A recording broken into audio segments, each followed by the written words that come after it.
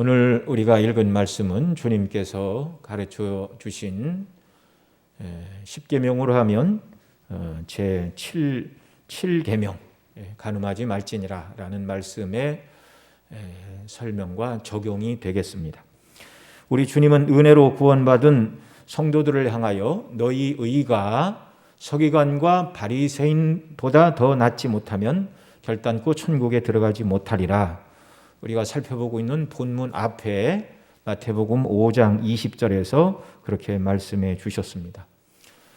그리고 이제 그 다음 21절부터 서기관과 바리새인들의 의보다 나은 의가 무엇인가를 몇 가지를 가지고 설명을 해 주셨죠. 그래서 앞 시간에는 살인하지 말지니라 라는 내용이 21절로 26절에 기록되어 있는데, 당시 서기관과 바리새인들은 그 살인하지 말지니라 라는 말씀을 가지고 실제로 사람을 죽이지 않으면 나는 6계명을 범한 적이 없다 이렇게 생각을 했죠. 그런데 예수님은 마음에 분노를 품고 미워하고 욕하고 멸시하는 것, 이 모든 것도 이미 마음에 살인한 것이다 그렇게 적용을 해 주셨습니다. 그래서 실제적으로 사람을 안 죽이는 것이 살인이 아니라 형제를 미워하지 않고 도리어 사랑을 따라 행하는 것, 이것이 6계명을 온전히 지키는 것이다. 그리스도인들은 그렇게 6계명을 지켜야 하는 것이고, 그렇게 지키는 것이 서기관과 바리새인들보다 훨씬 의로운, 주님이 원하시는, 성도들에게 요구하시는 계명의 성취의 모습이다. 이걸 가르쳐 주셨습니다. 오늘 우리가 읽은 제7계명 간음하지 말지니라 라는 말씀도 마찬가지입니다. 그래서 이 간음하지 말지니라, 당시 사람들은 실제적으로 간음을 행하지 않으면 이 말씀을 어겼다라고 생각하지 않았지요. 그런데 우리 주님은 당시 사람들이 생각할 수 없는 놀라운 말씀을 하고 계십니다. 그래서 예수님 믿음으로 구원받은 저와 여러분들이 어떤 표준을 가지고 계명을 바라보고 지켜야 되는지 이걸 가르쳐주고 계시는 것이죠. 그러면 여러분, 먼저 간음이 무엇입니까? 간음은 잘 아시는 대로 부부 사이를 벗어난 성적 관계를 말하는 것입니다. 하나님께서는 부부의 친밀한 관계를 통하여 생육하고 번성하고 땅에 충만하여 땅을 정복하라 그렇게 말씀해 주셨습니다. 그러니 하나님 주신 가정의 제도와 성을 죄악시하는 금욕주의는 그건 잘못입니다. 결혼 제도가 아니라면 인간의 역사는 계속 이어질 수가 없는 것이죠. 두 번째로, 결혼을 통한 부부관계를 넘어서 행해지는 모든 개방적인 쾌락주의 역시 다 이건 죄악입니다. 또한 세 번째로, 하나님께서 남자와 여자로 가정을 이루게 하셨으니 동성 간에 결혼했다 해도 동성애는 하나님 앞에서 죄악입니다. 오늘날 차별금지법 만든다고 그러고 동성애가 죄라고 이야기를 하면 벌금을 물리겠다 별소리를 다 하는데요. 그건 세상 사람들이 하는 얘기고 성경은 명백합니다. 하나님의 뜻은 불변합니다. 자, 오늘 27절 28절 말씀 함께 같이 읽겠습니다. 시작. 또 간음치 말라 하였다는 것을 너희가 들었으나 나는 너희에게 이르노니 여자를 보고 음욕을 품는 자마다 마음에 이미 간음하였느니라. 아멘. 주님은 간음의 범위가 당시 사람들이 생각한 것보다 훨씬 넓다고 명확하게 지적해 주고 계십니다. 구약시대 예수님 당시까지 실제적으로 간음을 행하지 않으면 7계명을 지킨 것으로 인정하던 시대였습니다. 그러나 그리스도 안에서는 형식적으로 계명을 지키던 시대가 이미 예수님 안에서는 다 지나갔습니다. 그래서 주님은 마음의 음욕을 품으면 그것이 간음이다. 간음의 문제가 행실 이전에 마음의 문제라는 것을 여기서 가르쳐주고 계시죠. 마가복음 7장 21절로 23절에 보면 이렇게 말씀을 하십니다. 속에서 곧 사람의 마음에서 나오는 것은 악한 생각 곧 음란과 도적질과 살인과 간음과 탐욕과 악독과 속임과 음탕과 흘기는 눈과 회방과 교만과 광팬이 이 모든 악한 것이 다 속에서 나와서 사람을 더럽게 하느니라. 실제로 짓는 죄도 죄이지만 그 이전에 죄를 짓고자 하는 마음만 먹어도 우리 주님은 그것이 죄라고 말씀하고 계십니다. 사람으로 하여금 죄를 짓게 하는 마음과 그 원리가 하나님의 진노의 대상이다 그 말이죠.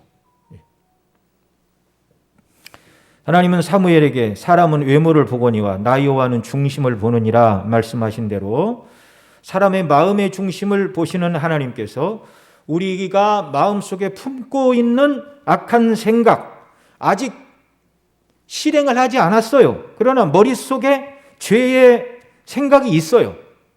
누구를 미워하고 있어요.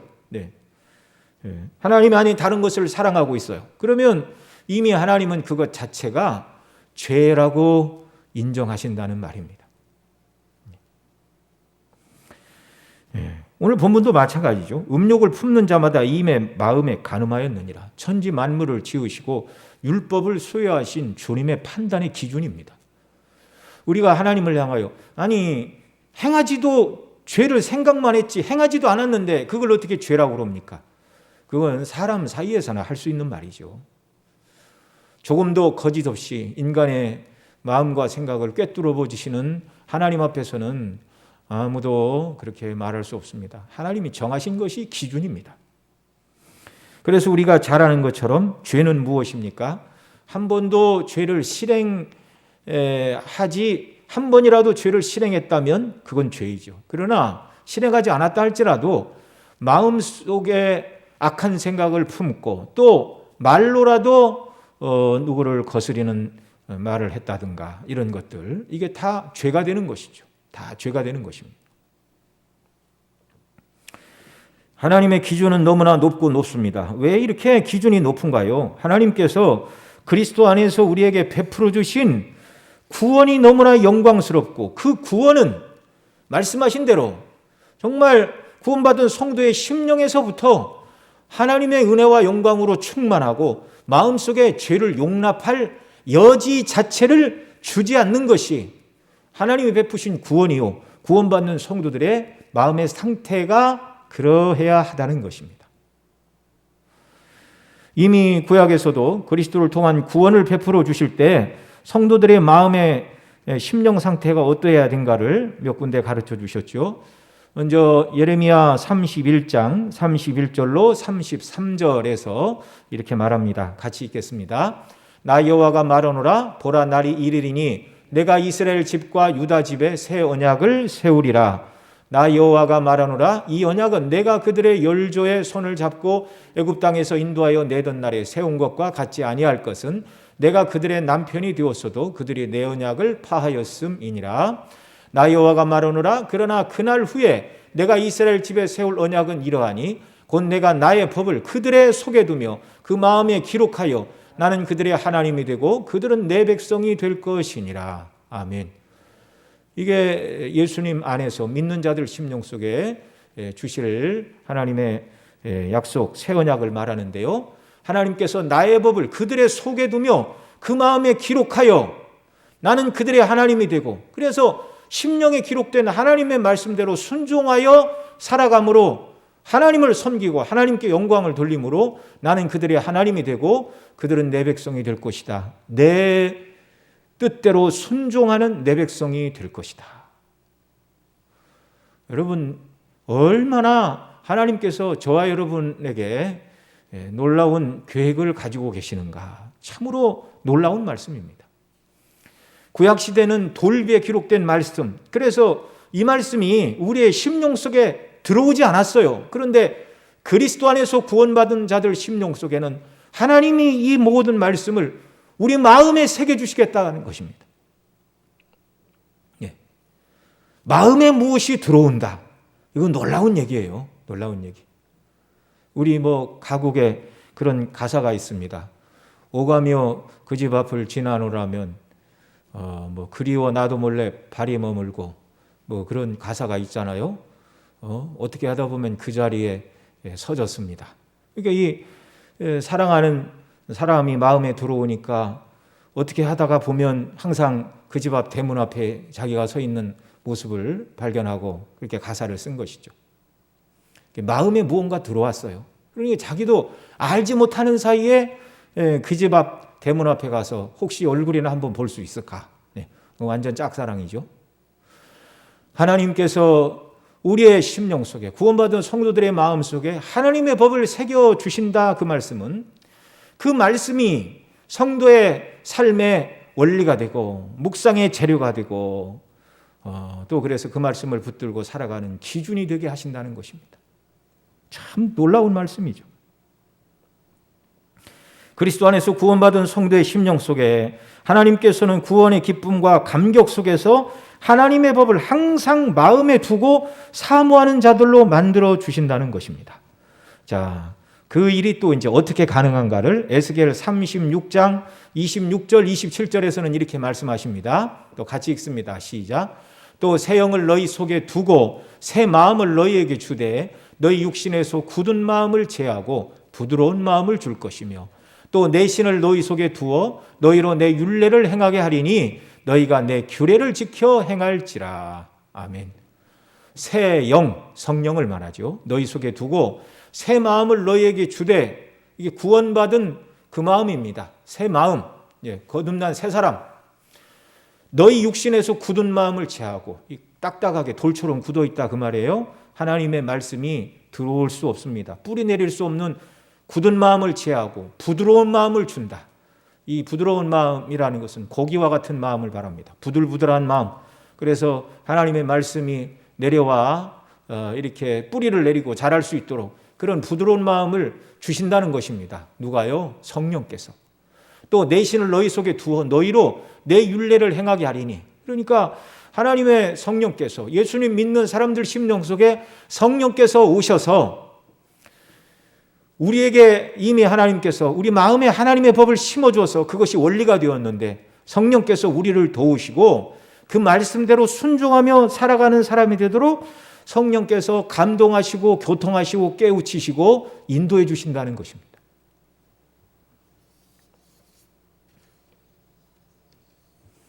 그래서 하나님이 원하시는 것을 생각하고 하나님이 뜻이 무엇인가, 그래서 구원의 기쁨과 은혜로 충만한 성도, 다른 말로 바꿔서 성령 충만한 성도, 하나님의 말씀이 그 심령에 가득한 성도, 하나님이 원하시는 성숙한 그리스도인, 어떻게 표현해도 상관없습니다. 그 사람이 누구인가? 말씀이 심령에 있고 성령의 감동이 마음에 있어서 어떻게 하면 주의 뜻대로 순종할까, 말씀대로 살아갈까를 고민하는 사람입니다. 이런 사람이 참 그리스도인이라고 우리 주님은 가르쳐주고 계십니다.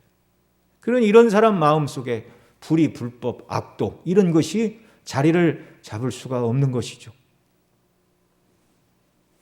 여러분, 이것이 그리스도인 된 저와 여러분이 일생에 구해야 될 가장 큰 은혜이고 가장 큰 기도 제목임을 여러분 마음에 기억하시기 바랍니다. 이제 한 해가 가고 신년이 다가오는데 간혹 어떤 사람들은 신년 새해에 여러분 받을 복을 받고 싶은 은혜, 해결할 문제들을 한번 쭉 종이에 써서 한번 기도도 해보시기 바랍니다. 그 좋은 일이죠. 근데 여러분, 우리가 무엇을 구해야 됩니까? 바로 이런 은혜를 구해야 됩니다. 저의 심령 속에 정말 하나님이 약속하신 대로 제 정말 신비 속에 하나님의 법을 온전히 새겨주옵소서. 구원의 기쁨과 감격이 늘 충만하게 하시고 또 하나님의 말씀이 저의 원리가 되고 양식이 되게 하시고 또 성령께서 때때로 그 말씀의 뜻이 무엇인가를 가르쳐 주시고 마음에 소원을 두고 행하게 하시는 하나님께서 그 하나님의 말씀을 붙들고 순종하며 살아가는 사람이 되도록 능력으로 역사해 주시기를 원합니다. 그리고 제 마음속에는 하나님이 기뻐하시고 원하시는 그것이 가득하게 하여 주옵소서. 이 사람이 예수님 많이 닮은 사람이고 이 사람이 성숙한 그리스도인임을 여러분 항상 기억하시기 바랍니다. 다시 본문으로 돌아와서 간음에 대해서 우리 주님 가르쳐 주시는데요. 이런 사람 마음속에는 다른 것이 들어올 수가 없어요. 다른 것이 들어온다 할지라도 얼른 이 모든 생각들을 믿음으로 하나님의 말씀으로 성령의 인도하심 가운데 내쫓아야 됩니다. 루터가 그런 말을 했어요. 새가 이렇게 사람 머리에 이렇게 잠깐 앉는 것은 막을 수 없다. 그러나 새가 머리에 앉아서 집을 짓는 것은 허용해서는 안 된다. 그런 말을 했는데요. 이게 무슨 말이냐면 예를 들어서 간음하지 말지니라 라는 생각을 하되 우리가 이렇게 세상을 살아가다가 뭐 눈에 들어오는 정보가 많잖아요. 길을 가다가도.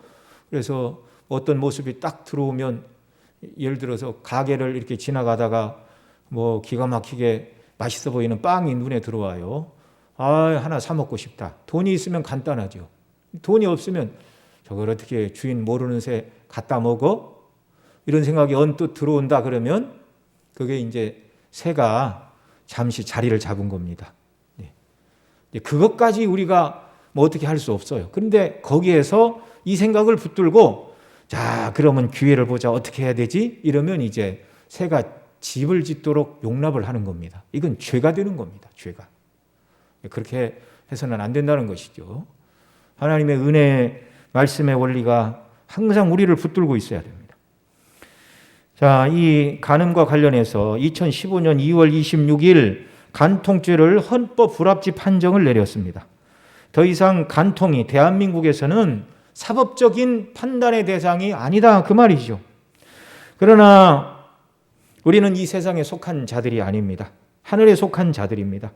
세상 사람은 간통이 죄가 아니라고 별소리를 다 한다 할지라도 하나님의 법과 주님의 명령에 따라서 살아야 될 저와 여러분에게는 이것은 다 죄입니다. 악한 일입니다. 늘 강조하여 드리는 말씀이지만 하나님의 법에 순종해야 우리가 의롭다 하심을 받고 구원을 받기 때문이 아니라 이미 예수님으로 말미암아 예수님을 믿음으로 의롭다 하심을 받고 하나님의 자녀가 되었기에 또 말씀드린 대로 우리의 심령 속에 하나님이 기뻐하시는 것이 무엇인가를 가르쳐주고 성령님을 통하여 성도가 나가야 될 바가 무엇인가를 가르쳐 주셨기 때문에 하나님을 기쁘시게 하기 위하여 우리가 그 법과 그 뜻에 순종해야 하는 사람들입니다. 이미 너무나 받은 은혜가 크고도 큰 사람들입니다. 간음은 하나님께서 매우 싫어하시는 죄입니다. 왜냐하면 구약에 간음하는 자들은 죽이라고 그러셨어요. 죽이라고 그러셨어요. 뭐 몇 년간 감옥이다. 그 벌금을 내라. 그게 아닙니다. 레위기 20장 10절에 이렇게 말씀하십니다. 같이 읽습니다. 시작. 누구든지 남의 아내와 간음하는 자, 곧 그 이웃의 아내와 간음하는 자는 그 간부와 음부를 반드시 죽일지니라. 다른 설명이 없어요. 죽여야 되는 것입니다. 요한복음 8장 5절에서 예수님께 간음한 여인을 끌고 온 사람들이 이렇게 물었습니다. 같이 읽습니다. 모세는 율법에 이러한 여자를 돌로 치라 명하였거니와 선생은 어떻게 말하겠나이까? 얼마나 하나님께서 간음죄를 미워하셨는가? 간음한 자들은 반드시 죽여야 했는데 돌로 쳐 죽여야 했습니다. 그런데 우리 주님은 그 간음한 여인까지 용서해 주셨죠. 왜냐하면 그 여인의 죄를 위해서 우리 주님이 십자가에 죽으실 것이기 때문에 우리 주님은 그런 죄마저도 용서해 주셨습니다. 그리스도 안에서 은혜와 회복의 그런 복음의 시대가 도래한 것이죠. 주님은 돌로 쳐 죽여야 할 만큼 심각한 간음죄가 마음으로 음욕을 품은 것을 포함한다고 가르쳐 주시고 있습니다. 그럼에도 그리스도 안에서 우리의 모든 죄는 예수님이 십자가에서 담당하셨기 때문에 우리가 때로 마음의 음욕을 품는다 할지라도 돌에 맞아 죽는 것은 아닙니다. 그러나 이 죄를 미워하고 이 죄로부터 벗어나기 위하여 부단히 애를 써야 되는 것이죠. 오늘 본문 29절 30절 같이 읽습니다. 시작. 만일 내 오른눈이 너로 실족해 하거든 빼어버리라. 내 백체 중 하나가 없어지고 온몸이 지옥에 던지우지 않는 것이 유익하며 이렇게 말씀하는데요.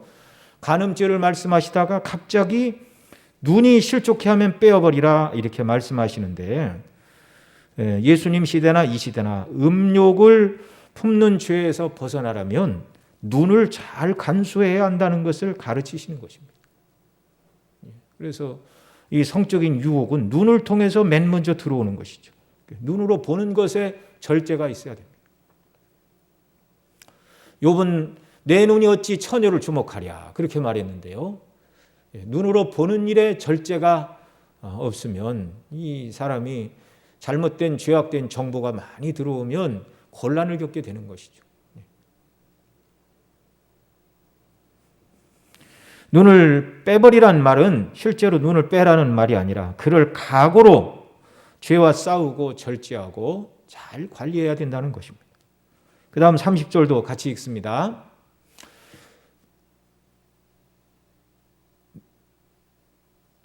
마태복음 5장 30절 시작. 또한 만일 내 오른손이 너로 실족게 하거든 찍어내 버리라. 내 백체 중 하나가 없어지고 온몸이 지옥에 던지우지 않는 것이 유익하니라. 아멘. 자, 또 여기 간음죄를 말씀하시다가 29절에서는 눈을 빼라. 또 30절에서는 오른손이 범죄케 하면 찍어내라. 이렇게 말씀하시는데요.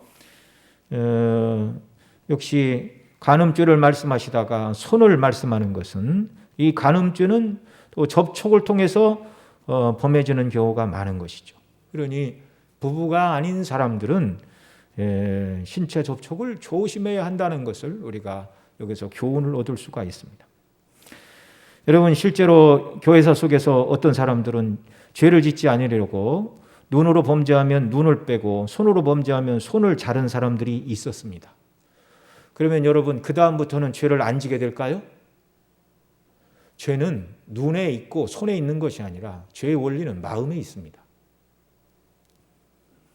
눈을 빼버려도 마음속에 죄 반응이 일어나면 다시 죄를 짓게 되는 것이고 손가락을 잘라도 마음에 죄가 일어나면 다시 죄를 짓게 됩니다. 여러분 그런 얘기 들어보셨을 거예요. 노름으로 패가망신한 사람이 그 노름을 하지 않으려고 양손 손가락을 다 잘랐어요. 그때는 대단한 결심을 했죠. 내가 정신이 나가갖고 이런 짓을 해서 재산을 다 날리고 패가망신을 했다. 근데 몇 달이 지나자 이 사람이 손가락이 잘린 조막손으로 이렇게 노름패를 잡고 노름을 하고 있었다는 것 아닙니까?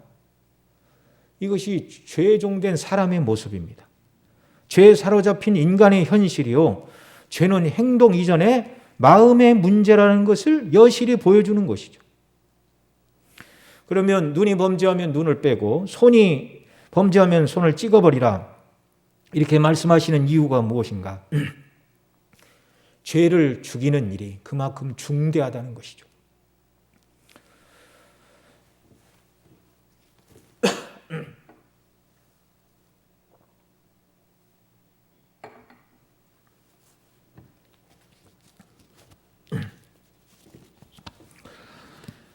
로마서 8장 13절에 이렇게 말씀하십니다. 너희가 육신대로 살면 반드시 죽을 것이로되 영으로서 몸에 행실을 죽이면 살리니. 골로새 3장 5절에 그러므로 땅에 있는 너희 지체를 죽이라. 우리 삶 속에서 지금 정말 찍어내고 버려야 될 것들이 너무나 많은 것이죠. 무엇이 하나님의 말씀대로 순종하는 것을 방해하는가? 무엇이 우리로 하여금 하나님을 가장 사랑해야 되는데 그렇게 하지 못하게 하는 것이 무엇인가? 우리가 늘 살펴야 됩니다. 그리고 앞서 말씀드린 대로 하나님 아버지 제 구원받은 성도의 심령 속에 하나님의 말씀에 새겨주옵소서. 그리스도 안에서 우리가 얼마나 놀라운 은혜를 받았는가를 깨달아 알게 해주시고 하나님의 공의로운 말씀이 얼마나 높은가 그걸 기뻐하는 마음을 주시고 성령께서 날마다 그 말씀을 우리 속에 적용시켜 주시어서 말씀으로 죄의 유혹이 올 때마다 싸워서 이기고 믿음으로 승리하는 이런 은혜를 베풀어 달라고 여러분 우리가 늘 하나님 앞에 구해야 하는 것입니다. 자, 또 31절 32절 오늘 본문 또 같이 읽습니다. 또 일러스되 누구든지 아내를 버리거든 이혼 증서를 줄 것이라 하였으나 나는 너희에게 이르노니 누구든지 음행한 연고 없이 아내를 버리면 이는 저로 간음하게 함이요 또 누구든지 버린 여자에게 장가드는 자도 간음함이니라.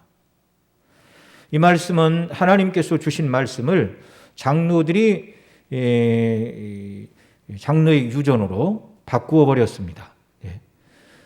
그래서 또 일러스되 누구든지 아내를 버리거든 이혼 증서를 줄 것이라 하였으나 나는 너에게 이르노니 누구든지 음행한 연고 없이 아내를 버리면, 그러니까 이혼 증서를 처음부터 주라고 하는 것은 하나님의 뜻이 아닌데 당시 하나님의 말씀이 잘못 이렇게 오해되었다 그 말이죠.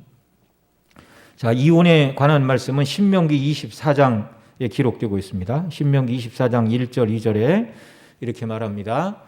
사람이 같이 읽습니다. 사람이 아내를 취하여 데려온 후에 수치되는 일이 그에게 있음을 발견하고 그를 기뻐하지 아니하거든 이혼 증서를 써서 그 손에 주고 그를 자기 집에서 내어보낼 것이요 그 여자는 그 집에서 나가서 다른 사람의 아내가 되려니와, 이렇게 말합니다.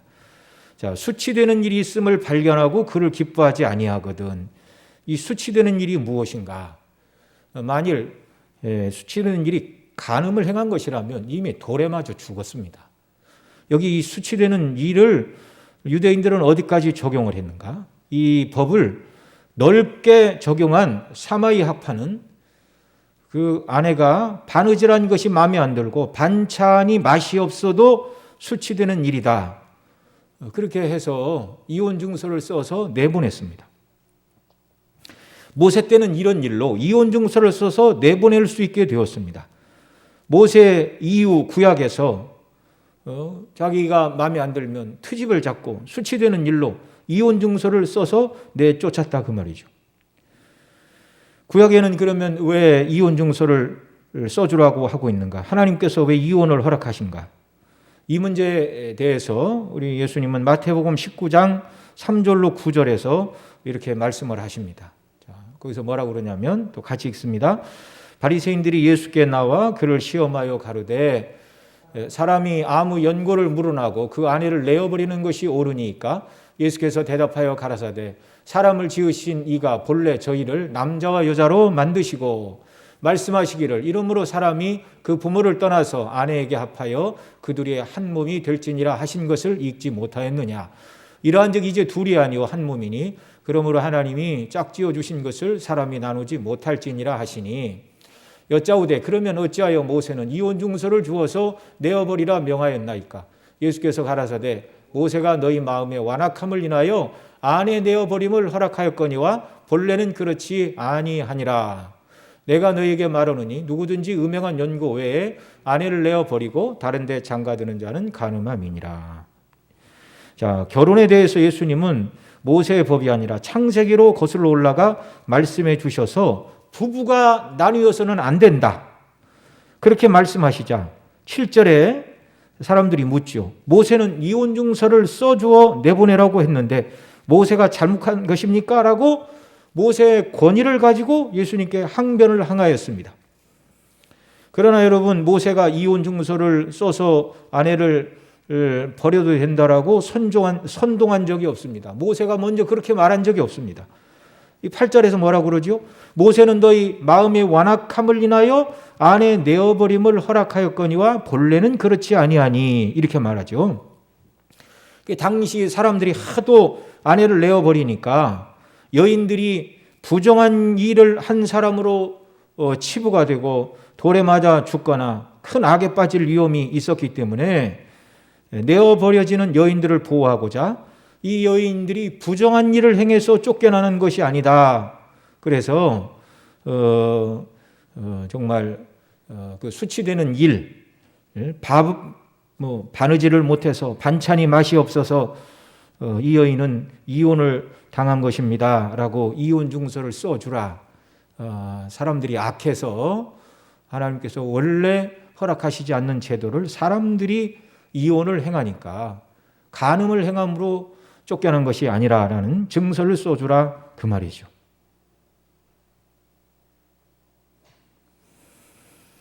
그 수치되는 일이 무슨 대단한 일이겠습니까? 사실은 다른 여인을 보고 음욕이 발동하여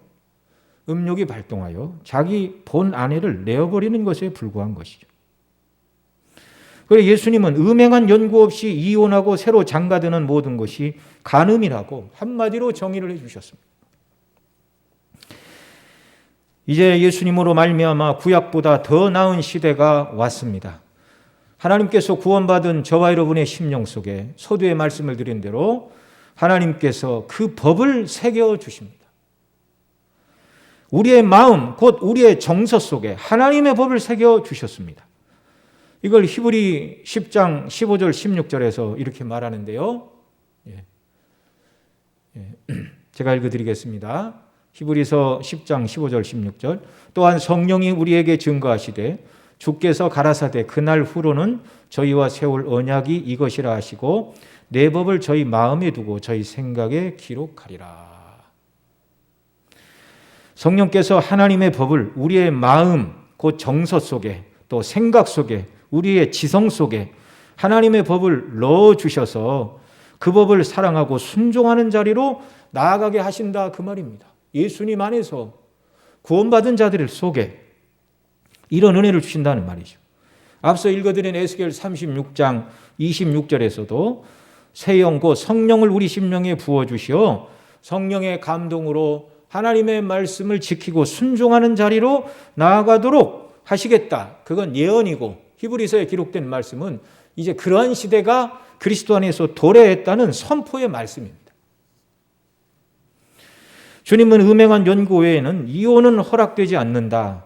다른 이유로 이혼할 수 없다. 분명히 말씀을 하죠. 부부관계는 언제까지인가? 남편이나 아내 한 사람이 죽어야 끝나는 것입니다. 로마서 7장 2절에 이렇게 말합니다. 남편 있는 여인이 그 남편 생전에는 법으로 그에게 매인받으나 만일 그 남편이 죽으면 남편의 법에서 벗어났느니라. 그리스도인들은 결혼에 있어서 신중을 기해야 되고 그 다음에 잘 선택하고 자기 선택에 책임을 져야 하는 것입니다. 이게 하나님 앞에서 성도가 마땅히 가져야 될 책임 있는 자세이죠. 그리고 하나님이 짝지어 주신 것을 여러분 하나님의 섭리 속에 하나님이 짝지어 주셨다 그렇게 말하죠. 그러니까 부부가 한 가정을 꾸렸으면 아유 내가 그때 선택을 잘못했네 이런 마음도 죄입니다. 그러면 하나님의 주권 속에 벌어지는 일인데 하나님이 실수하셨다 그 말이 되는 겁니다. 그렇게 생각하면 안 되고요. 이미 되어진 모든 일들은 하나님의 계획 속에 주권 속에 작정된 일이었다 이렇게 생각을 하고 우리가 온전히 하나님의 뜻대로 순종하며 정말 아름답게 하나님께서 주신 가정을 잘 지키고 관리하는 그런 일들에 힘을 쓰고 애를 써야 되는 것이죠. 한 가지 더 우리가 생각해 볼 것은 결혼하지 않고 혼자 사시는 분들도 있습니다. 고린도전서 7장 8절 이하의 몇 구절에 이렇게 말합니다. 8절에 내가 혼인하지 아니한 자들과 및 과부에게 이르노니 나와 같이 그냥 지내는 것이 좋으니라.